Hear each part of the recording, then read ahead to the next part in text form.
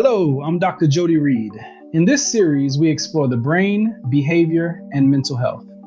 In this video, we'll explore how the nervous system is organized from sensory input to motor output. There is a consistent organizational rule in the nervous system. Motor functions tend to be located more toward the front, while sensory functions tend to be located more toward the back. As you can see here, sensory information enters the spinal cord from the dorsal side, while motor signals exit from the ventral side. These pathways then merge to form mixed spinal nerves that serve the body. This front-back organization is preserved throughout the nervous system. We see the same pattern in the brain. Areas involved in producing speech are located more anteriorly, while areas involved in understanding language are located more posteriorly.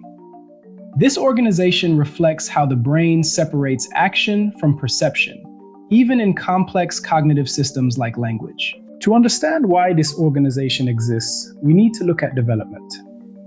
Early in development, the neural tube differentiates into dorsal and ventral regions. The ventral region becomes specialized for motor function, forming what's known as the basal plate. The dorsal region becomes specialized for sensory processing, forming the alar plate. This pattern is established by signaling molecules during development and remains consistent throughout the nervous system. These organization principles are not just academic. Many neurological and psychiatric disorders can be understood as disruptions in these systems.